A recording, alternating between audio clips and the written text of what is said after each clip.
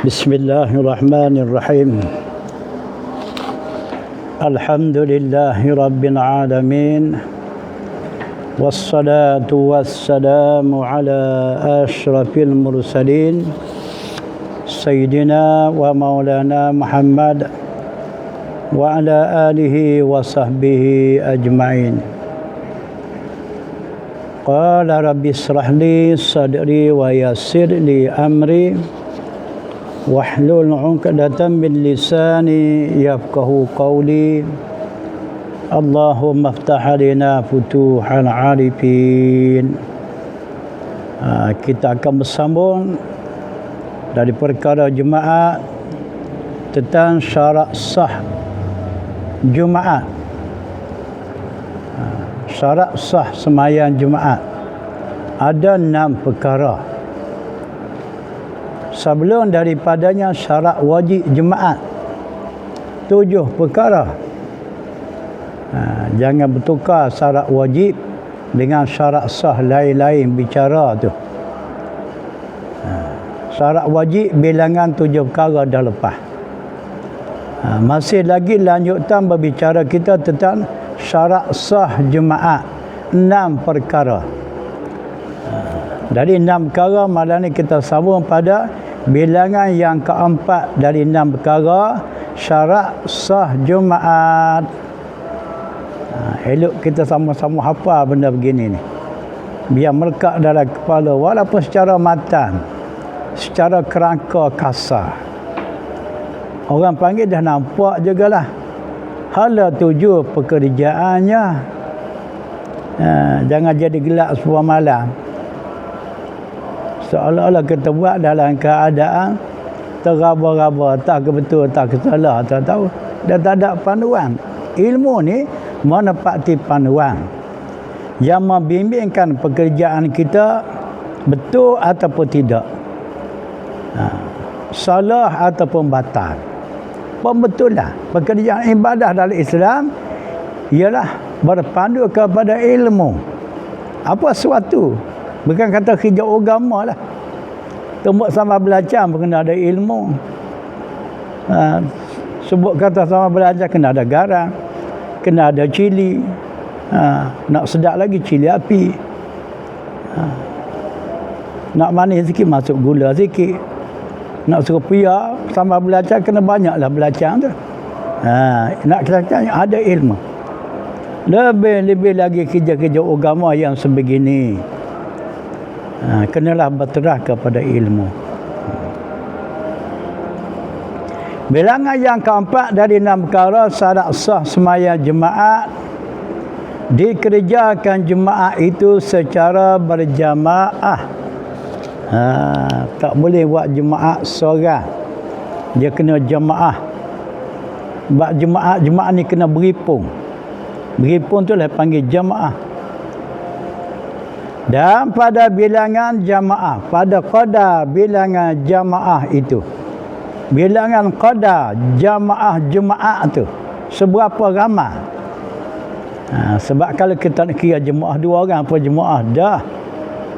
Tetapi dalam perkara jemaah ni dia ada qadar-qadar tertentu mengikut pandangan a'immah yang mujtahid, imam-imam mujtahid sana. Imam-imam yang bertaraf mujtahid peringkat mutlak sana. Sudah membuat angka bilangan masing-masing. Pada sekurang-kurangnya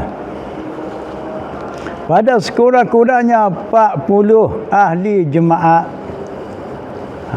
Sekurang-kurang jemaah pada jemaah itu 40 orang. 40 orang tu ahli jemaah.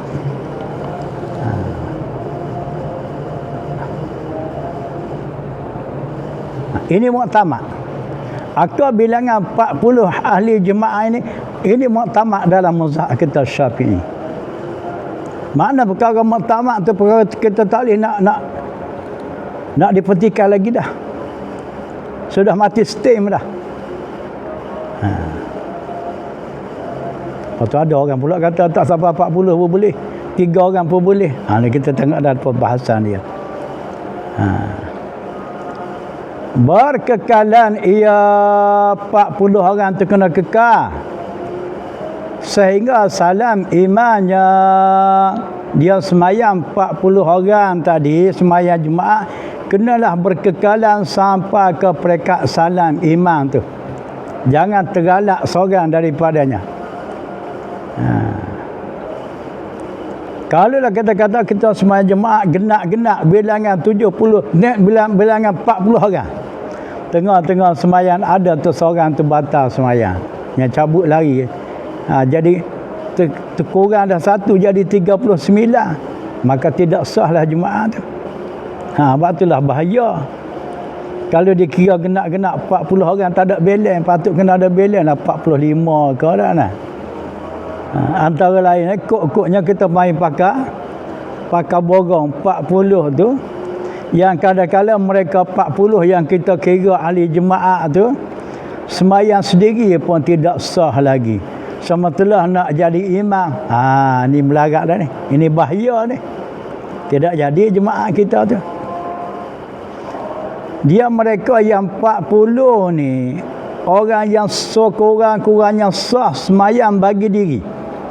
Makna kata sah semayang bagi diri ni,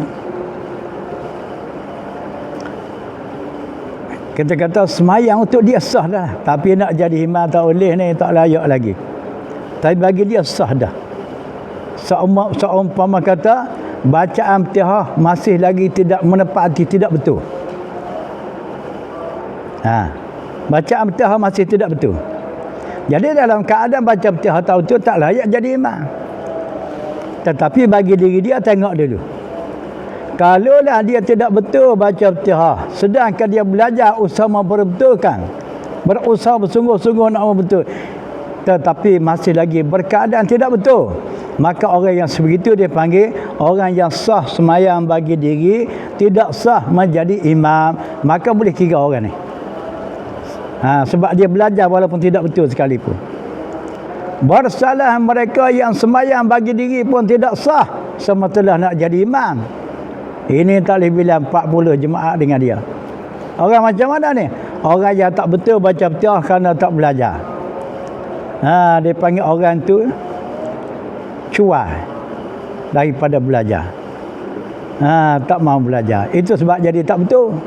Orang bini tak boleh kira 40.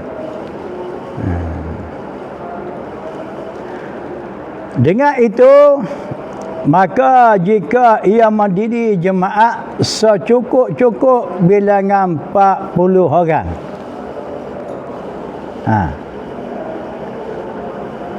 Segenap-genap 40 buat jemaah. Tiba-tiba di mufarakah salah seorang daripadanya itu. Daripadanya. Atau kita buat atau ni, ayat ni sudah atau. Genak-genak semayang 40 orang salah seorang tengah semayang mufarakah. Apa kes tak tahu cabut lagi mufarakah. Maka punahlah jemaah tadi. Atau berhadas seorang daripadanya, atau tengah semayang terketuk. Jadi kuranglah seorang. Nescaya jawabnya, hak semayang 40 tadi, terkurang seorang daripadanya, tiada sah jemaahnya itu. Betul katakan bahaya tak? Main tak ada balance, tak ada tayar spare ni. Patut bagilah spare 2-3 orang ni, cukup-cukup bagi 40 orang, tak lebih tak kurang. Allah lebih. Betapa cemaknya. Betapa jimatnya.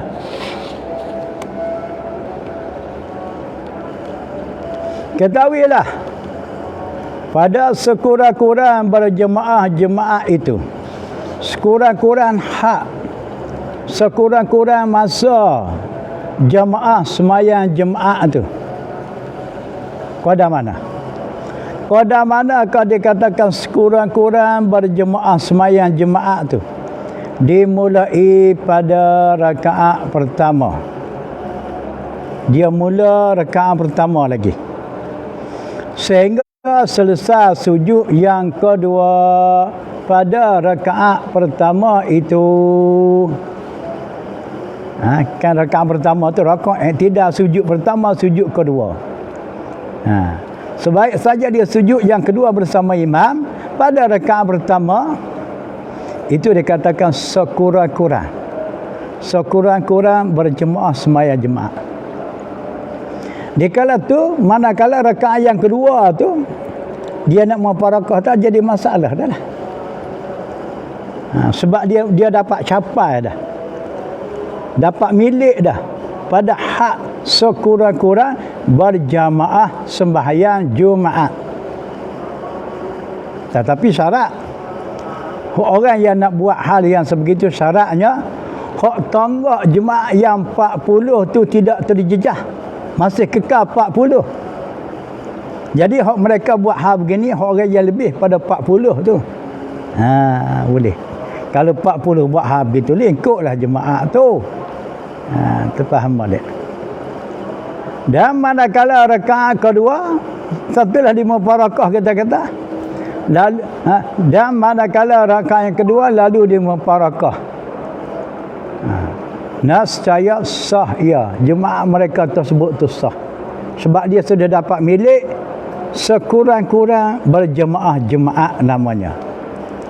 Pada tahap sekurang-kurang berjemaah mulai pada takbir sampai kepada sujud yang kedua pada rakaat yang pertama. Tu kena faham balik tu. Tetapi syarat yang 40 itu masih kekal berjemaah sehingga salam imamnya. Hak tonggak 40 ni tidak menjejah, kekal berjemaah sampai imam beri salam ni. Hak yang dikatakan tadi hak lebih pada 40. Hak bukan yang menjadi tonggak jemaah tu.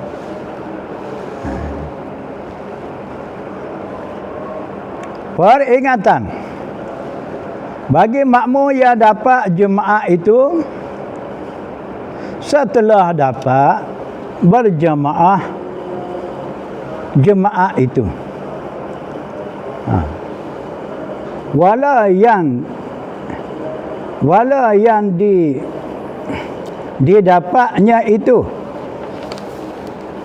pada rakaat yang kedua sekalipun dikira dapat dah jemaah tu.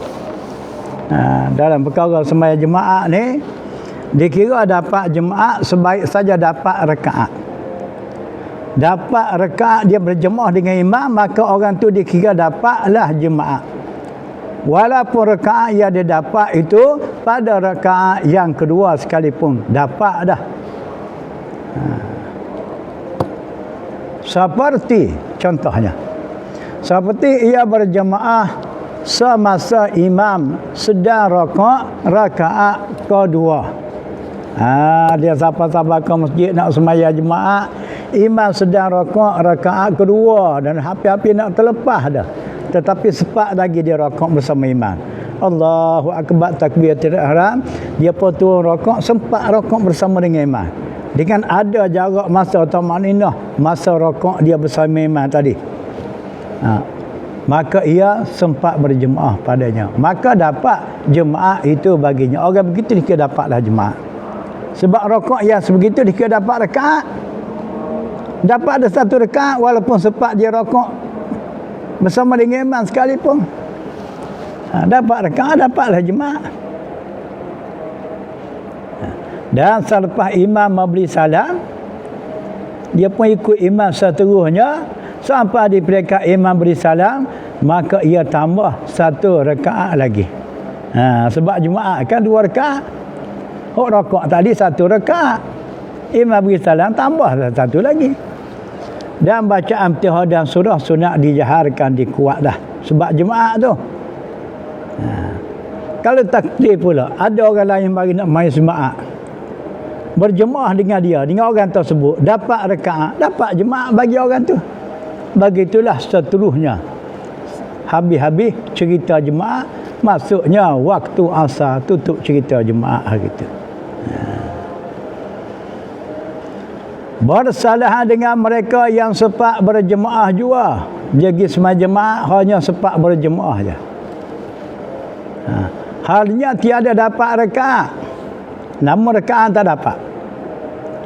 Seumpama kata dia pergi-pergi, imam duduk antara dua sujud ke, atau imam sedang baca tahiyat ke, dia pergi sembahyang Jumaat tu. Orang begitu sekadar dapat berjemaah, namun Jumaat tidak dapat. Kerana tidak dapat rakaat. Tak dapat rakaat, automatik tak dapatlah Jumaat. Maka tiada dapat Jumaat baginya. Dia tak dapat Jumaat, jadi semayang apa? Jadi semayang Zuhur. Kalau sebut kata jadi semayang Zuhur, sebaik saja imam beri salam, dia kena bangun buat 4 rakaat. Bukan 2 lagi dah, sebab bukan Jumaat. Adapun niat, orang yang tak dapat Jumaat lagi, bagaimana pula pasal niat? Boleh berniat Jumaat, dia niat Jumaat pun boleh.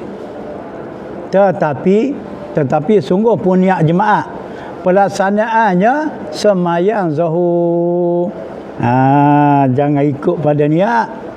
Kalau niat Jumaat buat 2 rakaat, tak boleh.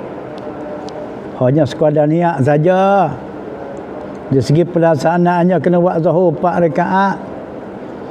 Atau niat Zuhur selalu boleh dah. Pakai niat Zuhur selalu dah boleh juga. Pilih mana satu dah lah.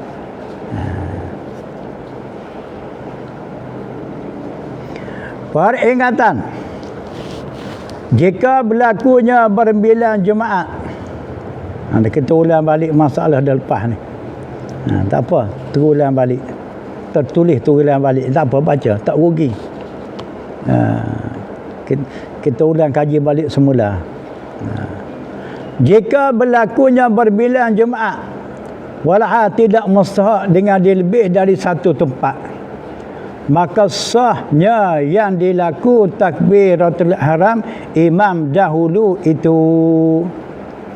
Dalam satu kampung tak mustahak buat 2 Jumaat, tapi sengaja dibuat 2.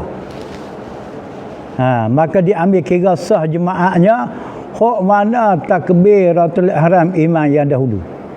Masjid A ke masjid B? Oh, masjid A. Sah A, B tak sah. Kalau mustahak dipecah, dibanyakkan, itu tak timbul dulu kedian dah. Ada pun yang kemudian yang takbir imam kemudian tiada sah ia. Dan kalaulah berlaku takbirnya itu serentak, dapat tahu masjid A dengan B takbir tu imam tu serentak sekaligus, atau syak yang mana dahulu dan yang kemudian diragu oleh kita. Hak masjid A takbir imam dulu ke masjid B takbir imam kemudian, maka kedua-duanya itu tidak sah. Dan di kala itu wajib berkumpul. 2 Jumaat tadi kena di satu tempat, kena berkumpul di suatu tempat dengan didirikan Jumaat. Kena buat Jumaat. Dan jika sudah suntuk masa, kalau masa dah nak habis, wajib semayang Zuhur juga, tak wajib Jumaat lagi lah. Nak Jumaat gua dah masa nak habis dah. Ni masalah ini sebenarnya dah lepas dah. Turulan balik semula, tertulis balik. InsyaAllah dia salah kita baca ni, kita akan tarik. Kita bagi sama-sama kita. Saya elok hafal. Ilmu secara basic gini, secara matang gini. Ini sekadar matang pun tak sematang mana juga ni. Kalau matang sungguh lebih lengkap lagi. Ini al-maklum lah. Masalah makmum yang berjemaah Jumaat tidak dapat rakaat, hanya dapat jemaah jua, maka tiada dapatlah baginya Jumaat. Dengan itu hendaklah disudahkan semayangnya itu dengan Zuhur 4 rakaat dan niat bagaimana yang sudah lepas.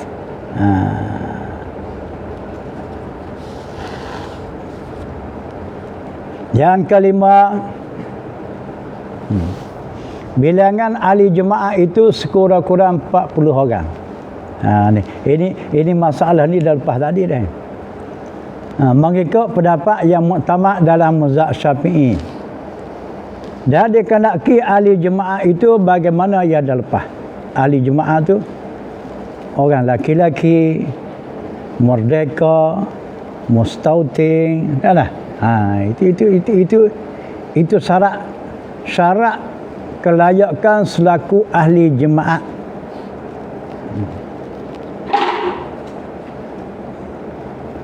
Dan dikenaki ahli jemaah itu bagaimana yang lepas. Maka mereka yang 40 itu iaitu mereka yang sah sembahyang bagi dirinya walau tiada layak menjadi imam sekalipun, masih boleh bilang dengan dia 40 orang. Seperti mereka yang ummi makna tak kena baca ummi ni, tidak taksir dari belajar. Orang ummi yang tidak taksir dari belajar boleh bilang ahli jemaah yang 40 dengan dia. Tidak taksir ni tidak cuai lah. Arab kata taksir, Melayu kata cuai. Orang ummi tak betul baca betul, tetapi dia tidak cuai dari belajar. Bersalin guru belajar masih lagi tak betul. Apa daya dah nak macam mana? Boleh bilang 40. Jangan ummi yang taksir dari belajar. Ummi yang taksir dari belajar tak boleh bilang 40 dengan dia. Tak betul baca betul tapi tak belajar. Tak masuk geruk dia ni. Kalau dia pergi pun tak boleh dicatat nama dia 40 dengan dia. Bersalah yang ummi taksir dari belajar tiada layak dibilang 40 dengannya.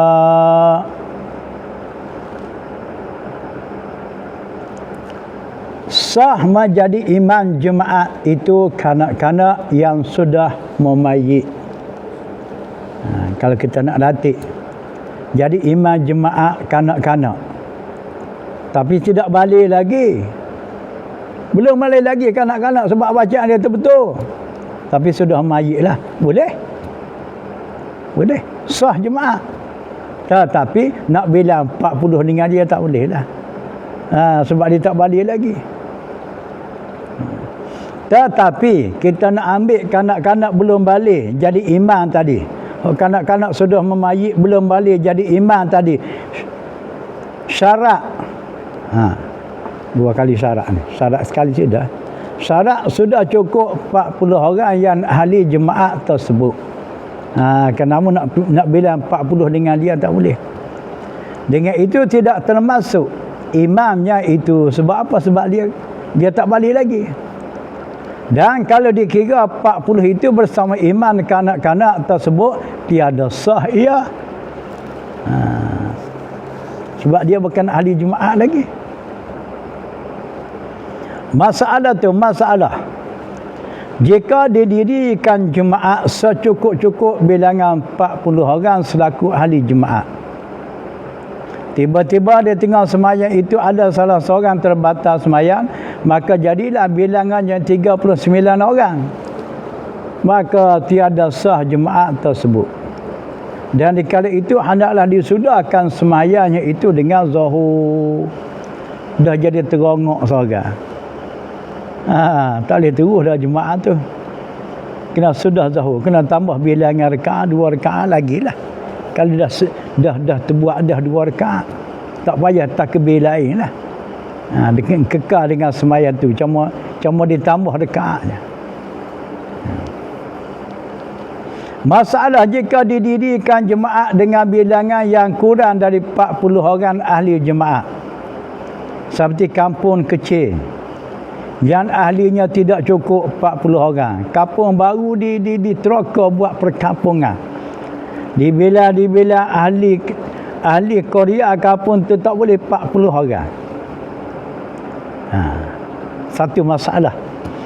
Atau ahli kampung itu ramai, bakal lebih daripada 400 orang penduduk kampung tu.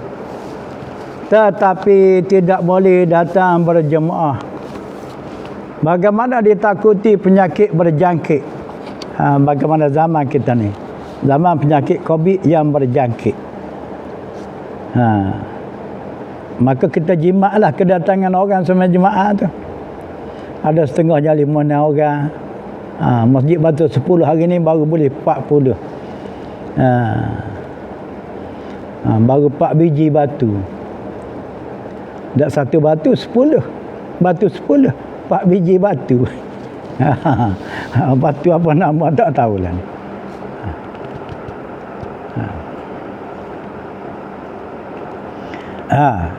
Dan datang berjemaah kerana ditakuti penyakit berjangkit dari manusia ke manusia. Maka di ketika itu kata mereka, sama-sama kita duduk bercakap di kedai kopi, eloklah kita bertaklid dia. Sebab penduduk kampung kita tak cukup 40 orang, kita buat jemaah. Macam mana kita taklid lah? Atau penduduk kampung kita ni ramai, 400 lebih, dekat 4,000.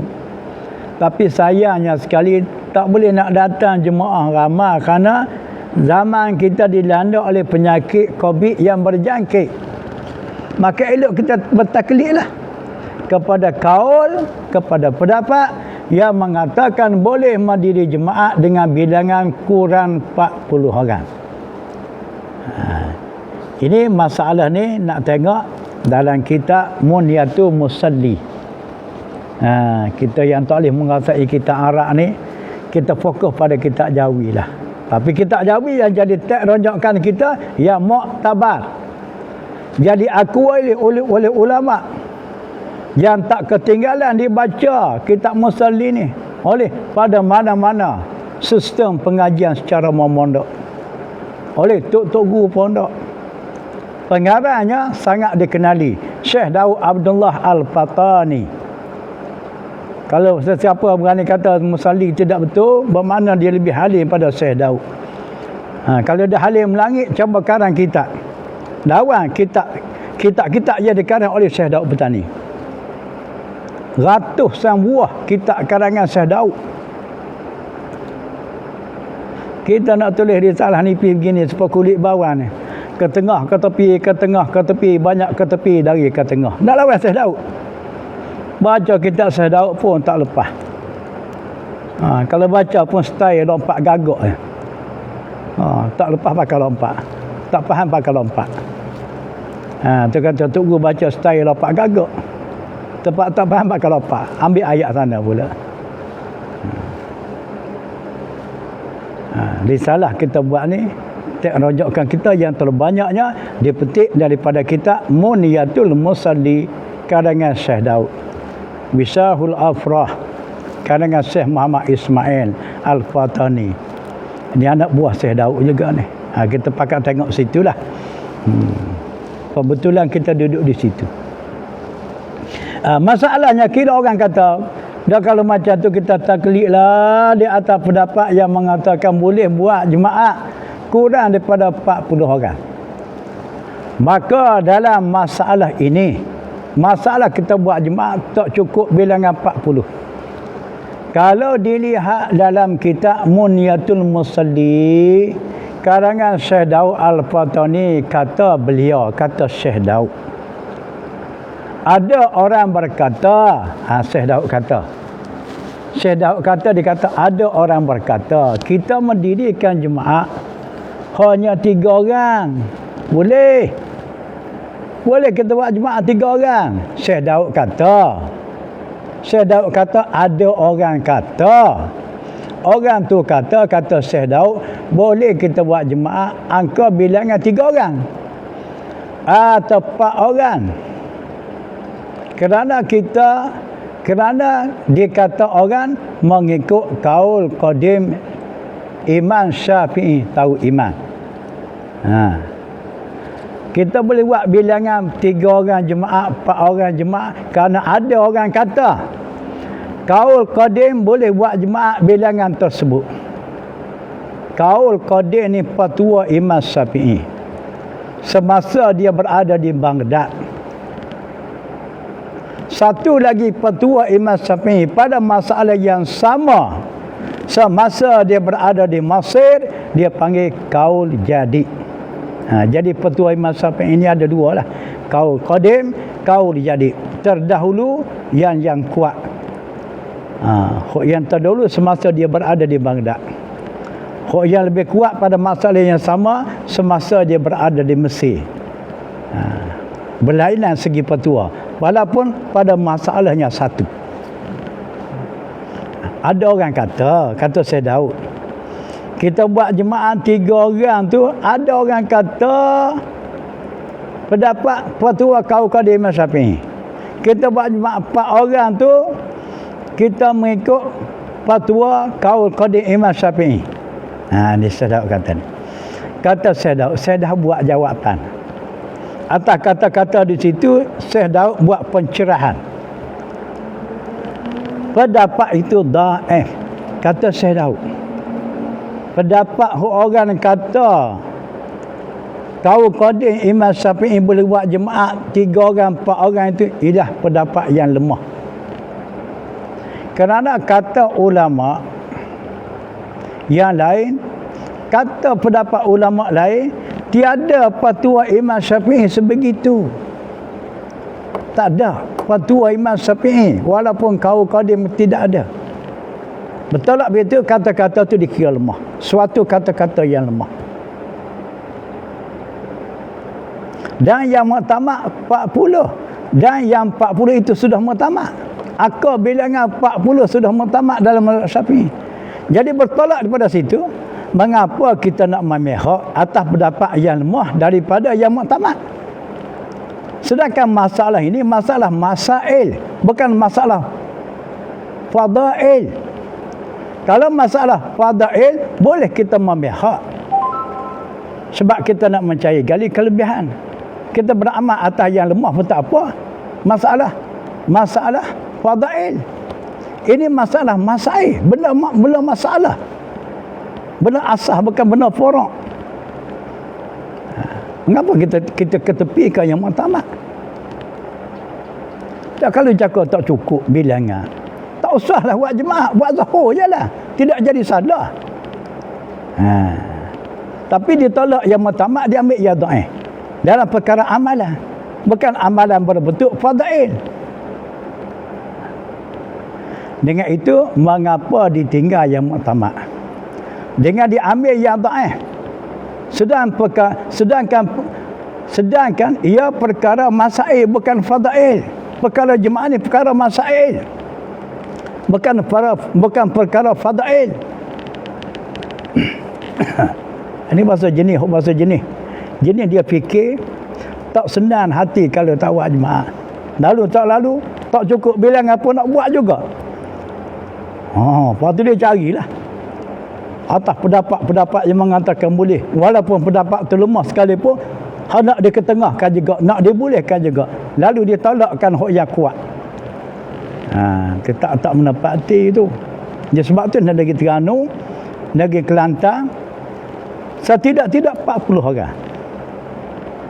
Mari belah kita sini, dia ada suhada, dia boleh buat.